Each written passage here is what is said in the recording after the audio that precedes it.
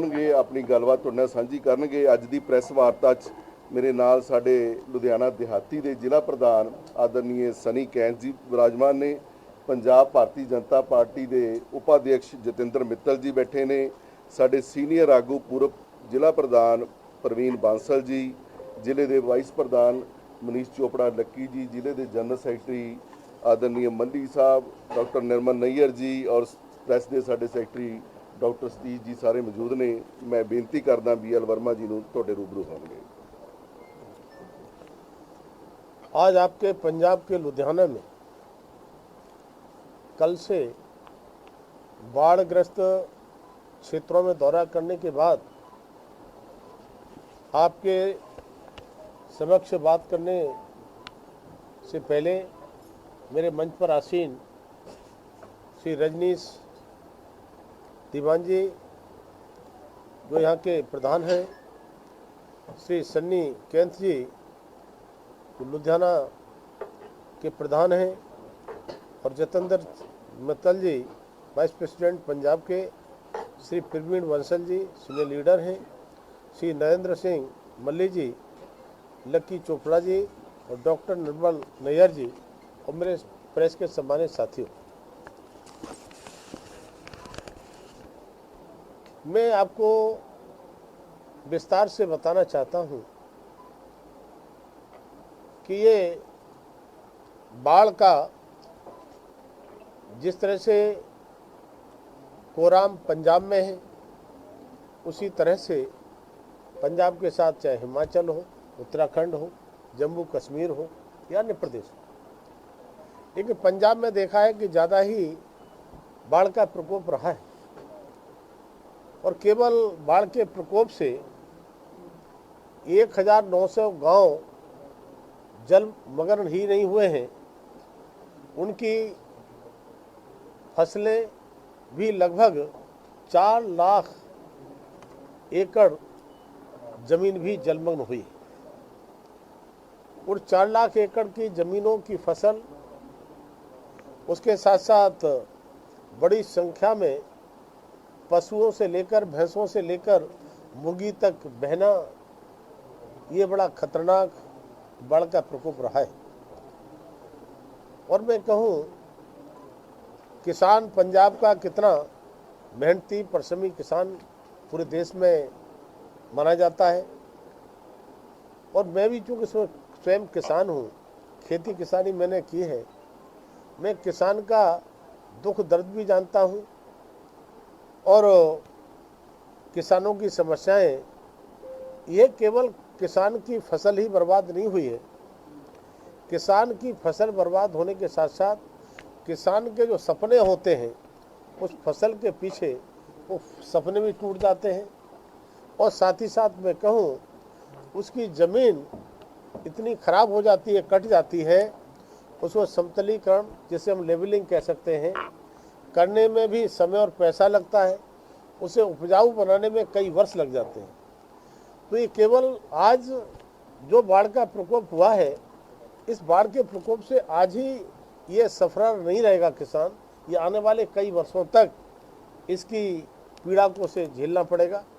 लेकिन मैं कह सकता हूँ इस देश के यशस्वी प्रधानमंत्री आदरणीय मोदी जी पंजाब के उन सभी किसानों के साथ सहानुभूतिपूर्वक और प्रतिबद्धता के साथ अटूट तरीके से खड़े हैं और उन्होंने प्रथम आकलन में ही 12,000 करोड़ का मुआवजा यहाँ के किसानों के लिए देने का काम किया था। लेकिन 9 सितंबर को जिस दिन उपराष्ट्रपति का चुनाव था, उपराष्ट्रपति के चुनाव में अपना पहला वोट डालने के बाद उन्होंने कहीं कोई पहला दौरा किया तो पंजाब का किया। पंजाब में स्वयं उन किसानों के पास पहुँचे, पीड़ित परिवारों के पास पहुँचे, उनकी दुख भरी कहानियों को सुना और माननीय प्रधानमंत्री ने सहानुभूति और उन किसान परिवारों के साथ अपनी प्रतिबद्धता को एकदम जाहिर करते हुए उनके साथ खड़े रहने की पूरी तरह से बात की। और इतना ही नहीं, 12,000 करोड़ के बाद में 1,600 करोड़ का और उन्होंने ऐलान किया कि हम इसमें अंतरिम जितना भी ये आकलन होगा, मूल्यांकन होगा, इसमें हम 16 करोड़ देंगे। लेकिन साथ ही साथ मैं बताना चाहता हूँ, आज तेजी के साथ मूल्यांकन हो रहा है। मूल्यांकन के साथ मैं कहूँगा ईमानदारी से मूल्यांकन हो, लेकिन इस बाढ़ के पीछे, इस तबाही के पीछे क्या कारण है, इसमें भी हमको जाना पड़ेगा। तब मैं कहूँ कि हमारे जल संसाधन मंत्री जो राज्य सरकार के हैं, उन्होंने दावा किया था कि हमने 230 करोड़ रुपया खर्च किया है और हमने सारी व्यवस्थाएं ठीक कर ली हैं, कहीं भी कोई समस्या का सामना नहीं करना पड़े। लेकिन जहां मैं आपके लुधियाना में खड़ा हूं, यहाँ लुधियाना में जो सतलुज नदी है, जब मैंने यहाँ के नागरिकों से, यहाँ के किसानों से जब बात किया और मैंने मौके पर देखा, कल मैं भोलेवाल कदीम भी गया, मैं सनी गांव भी गया, मैं 5 नंबर ठोकर और दूसरे जगह पर जहाँ पर बांध कटे थे वहाँ भी गया, खेरा बेट भी गया, ससराली कॉलोनी भी गया, दोनों कला भी गया। माने इन सारे जगहों पर जाकर के, और ख़ास तौर से जहाँ पर कटान हुआ है, वहाँ लोगों का, ग्रामीणों का, किसानों का जो आक्रोश देखने को मिला हमारी राज्य सरकार के प्रति, वो इसलिए कि अगर समय से इस सतलुज नदी की सफाई हो गई होती तो शायद ये मंजर देखने को नहीं मिलता। साथ ही साथ जहाँ पर मैं गया था ससराली कॉलोनी, वहाँ पर 2-2.5 किलोमीटर बांध कटा है, और बांध जो कटा है, उस बांध कटने के पीछे अवैध खनन हुआ है, जिसे हम चोरी से खनन कहते हैं। और चोरी से अवैध खनन करने वाले कोई और नहीं, सरकार में बैठे लोग ही बताए गए। तब मैं ये मांग करता हूँ कि ईमानदारी से उनकी जांच होना चाहिए, यह कैसे अवैध खनन हुआ। और वहाँ के किसानों ने विरोध किया था, लिख करके भी विरोध किया था, यहाँ तक कि धरने पर बैठने की नौबत भी आई थी। लेकिन इसके बाद में राज्य सरकार के जल संसाधन मंत्री या सरकार पर कोई भी असर नहीं पड़ा। तब मुझे बताया गया, जांच का विषय है, शायद इसमें सरकार में बैठे लोग ही उसमें दोषी हैं। मेरा कहना है कि इस इतने बड़े मंजर को तबाही मचाने के लिए जो वास्तव में इस बाढ़ ने अंजाम दिया है, उनकी जांच होना चाहिए। और अवैध खनन इन्होंने किया है, जिनके कारण से एक तरफ ही एक किनारे पर 340 एकड़ भूमि कटने का काम हुआ है, ऐसा मुझे बताया गया। उनके पापड़ के पेड़ सब कट के चले गए, उनकी फसल की फसल पूरी कट के चली गई, जमीन पूरी, उसका बहाव एक तरफ से दूसरी तरफ को आ गया है। ये बहाव केवल इसलिए आया है, वो तरफ ज़्यादा गड्ढा होने से और खनन होने के कारण से उन किसानों के साथ में ये वास्तव में बहुत बड़ा अन्याय हुआ है। दूसरा मैं कहना चाहता हूँ, हमारी 12,000 करोड़ की राशि हमने देने का काम किया, लेकिन आश्चर्य की बात यह है, ये सरकार अभी तक उसमें से कुछ खर्च नहीं कर पाई है। अभी तक रिकॉर्ड में उन्होंने केवल 12,000 करोड़ में से 71 करोड़ रुपया ही खर्च किया। 171 करोड़, ओनली 71 करोड़। तो विषय इस बात का है कि इतना बड़ा पैसा आने के बाद में ही आप पैसा नहीं दे पा रहे हैं। और साथ ही जिस तरह से हमारे किसानों ने और ग्रामीणों ने मांग की है कि हमें राज्य सरकार पर भरोसा नहीं है, पहले भी भ्रष्टाचार किया है और हमारे दिल्ली से आए हुए पैसे को ये खा ना जाए, इसलिए माननीय मोदी जी ने जनधन खाते खुलवाए हैं, जीरो बैलेंस अकाउंट खुलवाए हैं, जो 55 करोड़ से भी ज़्यादा देश भर में है। तो पंजाब के किसानों ग्रामीणों का कहना है कि हमारा पैसा सीधा मूल्यांकन करने के बाद हमारे खाते में आना चाहिए, जिससे बीच में कोई भ्रष्टाचारी भ्रष्टाचार न कर सके, कोई दलाल दलाली न कर सके, कोई बिचौलिया बिचौलीगिरी न कर सके। इसलिए मूल्यांकन भी बिना किसी भेदभाव के हो, और बिना भेदभाव के मूल्यांकन के बाद ये पूरी तरह से पैसा उनको निष्पक्ष आना चाहिए। एनडीआरएफ और सीडीआरएफ में भी 640 करोड़ का फंड है, लेकिन उसे भी उन्होंने खर्च नहीं किया है। और इतना ही नहीं, इसमें फसल ही बर्बाद नहीं हुई है, 51 जनहानि भी हुई है। 51 लोगों की एक तरह से दर्दनाक ही मृत्यु हम कह सकते हैं, तो उनकी मृत्यु हुई है। उनके लिए 2-2 लाख रुपया देने की बात माननीय प्रधानमंत्री मोदी जी ने कही है, तो उनको मिलेगा। ऐसे लोग जो घायल हैं उनके लिए 50-50 हज़ार रुपया मिलेगा। बहुत सारे ऐसे भी प्रकरण सामने आए जिनके घर की छत गिर गई, उनके परिवारजन दब गए, घर खस गए।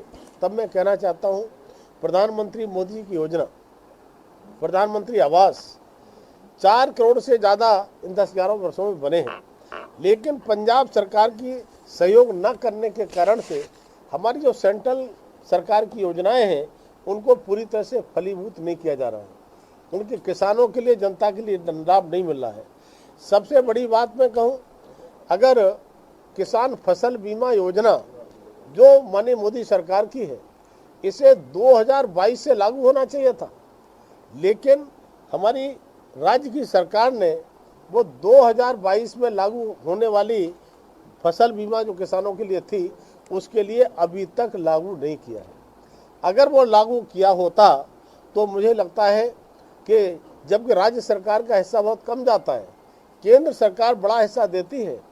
अगर 4 लाख एकड़ भूमि जलमग्न हुई है, उनकी फसल बर्बाद हुई है, तो 4 लाख एकड़ भूमि का अगर फसल बीमा योजना में पैसा जाता तो राज्य सरकार के हिस्से में केवल 32 करोड़ रुपये आता, केवल 32 करोड़ रुपये आता।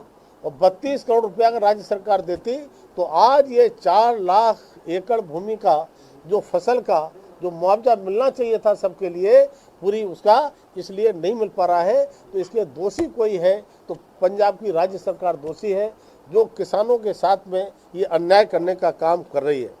तब मैं आप सबके समक्ष में कहना चाहता हूँ, इस दुख की घड़ी में भारतीय जनता पार्टी का एक एक कार्यकर्ता खड़ा है।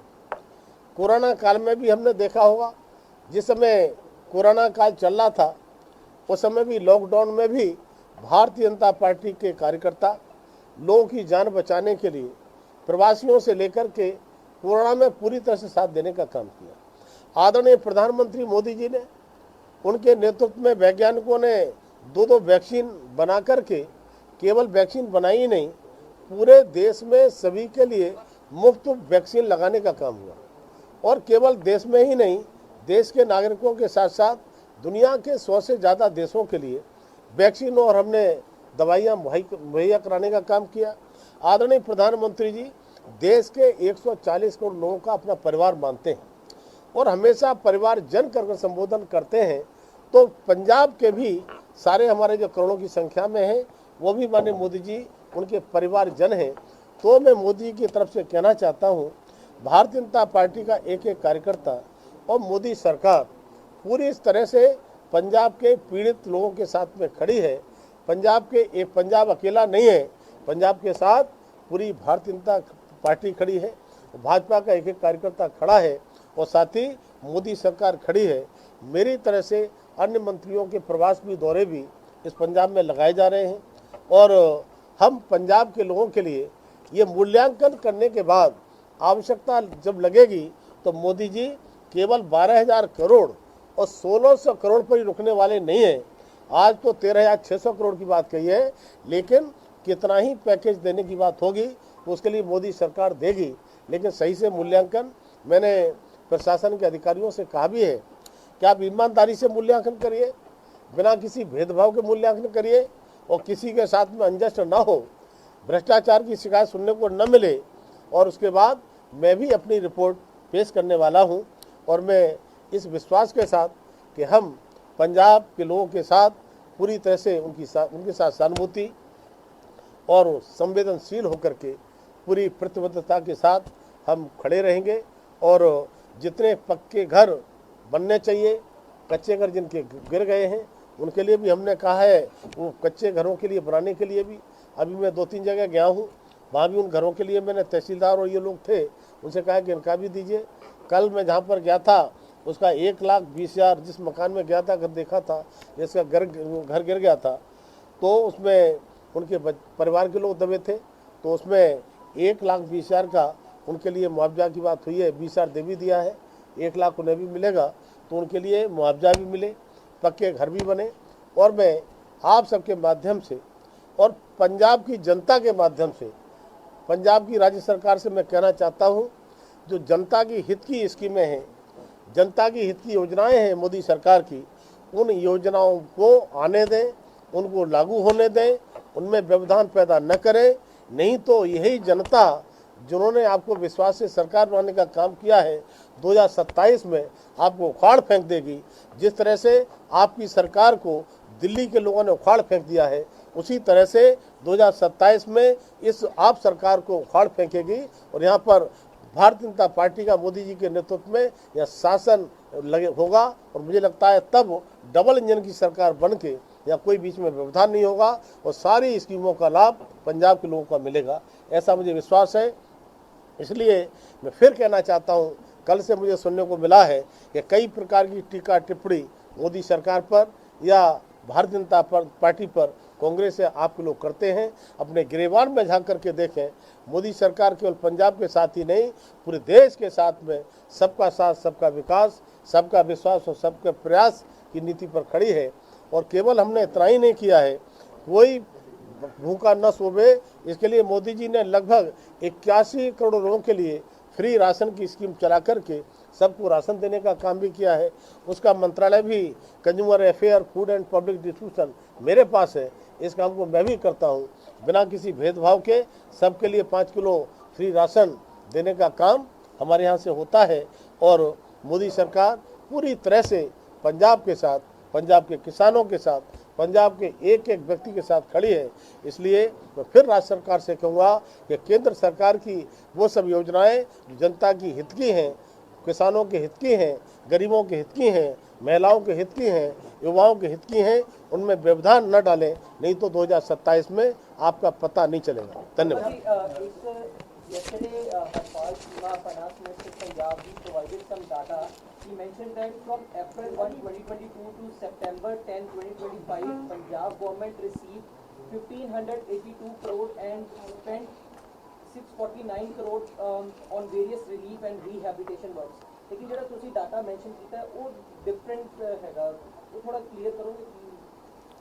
नहीं, पूरा डाटा तो मेरे पास नहीं है, लेकिन पंजाब के लिए जिस मद में जो पैसा हमने दिया है हमने बताया है। और जो सरकार की योजनाओं का लाभ मिलना चाहिए केंद्र सरकार की योजनाओं का, इसमें बार बार व्यवधान डालने का जो प्रयास करती है आप सरकार। एक बार क्लियर कर दो कि तुसी जरा 71 करोड़ या 171 करोड़ के ना 71 करोड़ के खर्च किया, 71 करोड़, ओनली 71 करोड़। किस पीरियड का हैगा ये, मतलब ये इस पीरियड में जो 12,000 करोड़ रुपया दिया है, इसमें से अभी केवल 71 करोड़ रुपया खर्च कर पाए। 12,000 करोड़ ये 2022 तो है या कदों तो हैगा? राहत पैकेज का इधर का पैसा है जो इसको मूल्यांकन उसको दिया है। और 1600 करोड़ मोदी जी अभी आए थे तब उन्होंने ऐलान किया है।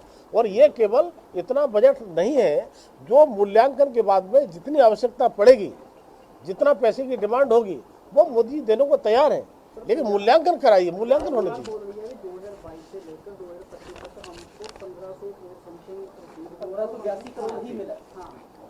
पिछला भी डाल देंगे। पिछला हम नहीं बता, वो गलत कह रहे हैं, झूठ बोलने की आदत है। 12,000 करोड़ प्लस 1600 करोड़। और इसमें ये भी मैं कह रहा हूँ कि जितना मूल्यांकन में अगर ज्यादा जाता है वो भी सरकार देने को तैयार है। लेकिन आप क्या रिपोर्ट भेजेंगे, उस रिपोर्ट में मोदी जी से आप सरकार से मांग करेंगे कि 1600 करोड़ से ज्यादा और किया जाए? मैं कह रहा हूँ 1600 करोड़ के बाद में मूल्यांकन में जितनी भी आवश्यकता पड़ती है, मोदी जी पूरा पैसा देने को तैयार है। लेकिन यहाँ से जल्दी से मूल्यांकन होना चाहिए, निष्पक्ष मूल्यांकन होना चाहिए, जिससे जनता के लिए उनका हक, उनके लिए पैसा टाइम से मिल सके। लेकिन एक बात मैं कहना चाहता हूँ, पंजाब की राज्य सरकार से जनता का विश्वास, किसानों का विश्वास उठ गया है। इसलिए जनता कहती है कि पंजाब सरकार को पैसा मत दीजिए, कि हमारे खातों में पैसा दीजिए। इसलिए मूल्यांकन करके रिपोर्ट बना कर दीजिए। और हमने खाता, मोदी जी ने खाता सबके खुलवाए हुए हैं, इसलिए बैंक में पैसा भेजना चाहते हैं। हम इनको खाने के लिए पैसा देने वाले नहीं। यही बातें ससुराली वालों पे नहीं बोली थी, हमें किसान बोलते हमें डायरेक्ट पैसा चाहिए, हमें सरकार पर या प्रशासन पर विश्वास नहीं, हमारा पैसा आधा खा जाएंगे। ये किसानों ने यही कहा है। जब मुझसे कहा है तो मोदी से भी यही कहा होगा। इसलिए मैं चाहता हूँ ईमानदारी से, निष्पक्ष तरीके से, बिना किसी भेदभाव के इनको मूल्यांकन करने दीजिए। और मूल्यांकन के बाद में, चूंकि मोदी जी ने घर घर खाते खुलवाए हैं, किसानों के, गरीबों खाते खुले हैं, जब बैंक में खाते खुले हैं तो बैंक में जाने दीजिए। हम उन पर भ्रष्टाचार के लिए पैसा ਕਿਸਾਨਾਂ ਦੇ ਵੱਡੀ ਗਿਣਤੀ ਦੇ ਲੋਨ ਆ, ਕਿਸਾਨ ਕਹਿੰਦੇ ਕਿ ਵੱਡੀ ਗਿਣਤੀ ਦੇ ਲੋਨ ਆ ਉਹਨਾਂ ਦੇ ਉੱਤੇ ਬੈਂਕਾਂ ਤੋਂ ਇਲਾਵਾ ਜਿਹੜੇ ਪ੍ਰਾਈਵੇਟ ਲੋਨ ਵੀ ਜਿਹੜੇ ਲੈ ਹੋਏ ਨੇ ਉਹਨਾਂ ਨੇ ਕਿਸਾਨਾਂ ਨੇ। ਅਤੇ ਨਾਲ ਦੀ ਨਾਲ ਜਿਹੜਾ ਪੂਰਾ ਇਹਦੇ ਨਾਲ ਸਿਰਫ ਤੇ ਸਿਰਫ ਕਿਸਾਨਾਂ ਦਾ ਨੁਕਸਾਨ ਨਹੀਂ ਹੋਇਆ, ਇਹ ਪੂਰੀ ਆਰਥਿਕ ਸੰਕਟ ਜਿਹੜਾ ਪੂਰੇ ਪੰਜਾਬ ਨੇ, ਕਿਉਂਕਿ ਜਿਹੜੀ ਖਰੀਦਦਾਰੀ ਆ ਜਾਂ ਕਾਰੋਬਾਰ ਉਹਦੇ ਤੇ ਵੀ ਅਸਰ ਪੈ ਰਿਹਾ। ਕੋਈ ਰਾਹਤ ਲੈ ਕੇ ਜਿਹੜਾ ਉਹੀ ਗੱਲ ਸ਼ੁਰੂ ਚ ਮੰਤਰੀ ਜੀ ਨੇ ਕਹੀ ਵੀ ਆ ਕਿ ਅਗਰ ਫਸਲ ਬੀਮਾ योजना हुई ਹੁੰਦੀ।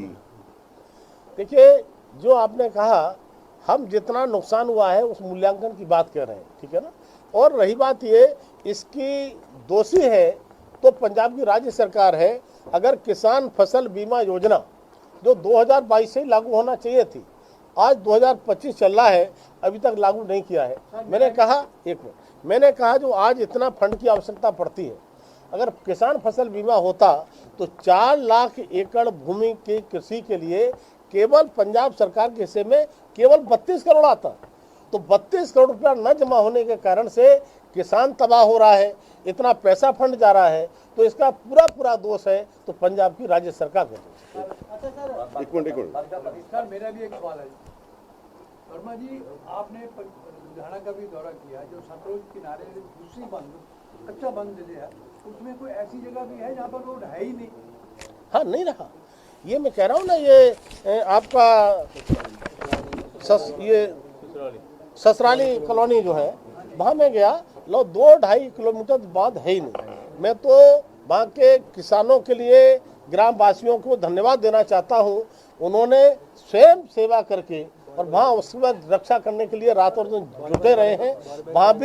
वहाँ भी कहीं भी किसी तरह से जो है शासन का, प्रशासन का रोल नहीं रह पाया है। इसी तरह से मैं गया था, एक मिनट, ये 5 नंबर ठोकर खीराबेट, मैं वहाँ गया था।